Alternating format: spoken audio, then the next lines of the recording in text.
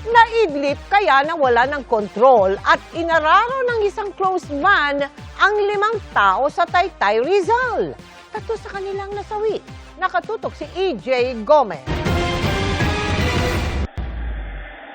Sumampa sa gutter ang isang closed van sa bahagi ng C6 Road, Barangay Santa Ana, Taytay, Rizal kahapon. Sa isa pang CCTV video na kuha mula sa isang junk shop, kita ang mabilis na pagtakbo ng sasakyan hanggang sa sumalpok ito sa gilid ng kalsada.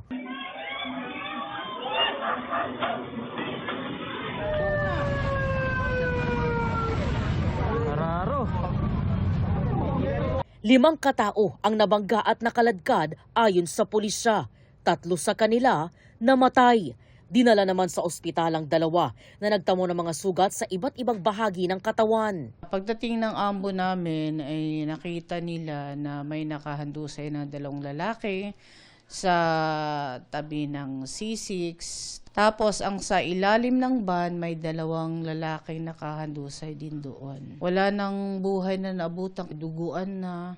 Yung 4 na biktima ay nandun sa may gutter at merong kinakalas na bagay para ibenta dun sa junk shop. At yung pang-5 biktima nandun din sa tapat ng junk shop pero nakaiwas siya dahil nakita niya yung truck na paparating na sobrang bilis. Damay sa insidente ang isa pong bahay at 2 katabing tindahan. Ayon sa kaanak ng isang nasawi, dito po nakaupo yung kanyang pamangkin na bigla na lang nabangga at naararo ng closed van hanggang sa makarating po sa bahaging iyon na kinatitirikan ng mga kandila. Narinig ko na yung kumalampag, lumabas agad ako. Kasi yung pamangkin ko, alam ko dito nakaupo. Tinakbo ko. Pag silip ko ng ganyan, wala na. Di talaga katanggap-tanggap yun. Kasi bata pa yun eh. At siya yun yung inaasahan ng nanay niya na tumutulong dun sa mga kapatid niya. Ayon sa Taytay Police, galing Quezon City ang closed van at magdi-deliver sana ng mga produkto sa isang grocery store sa Barangay Santa Ana nang mangyari ang insidente. Base ho sa kanya, naka-idlip siya.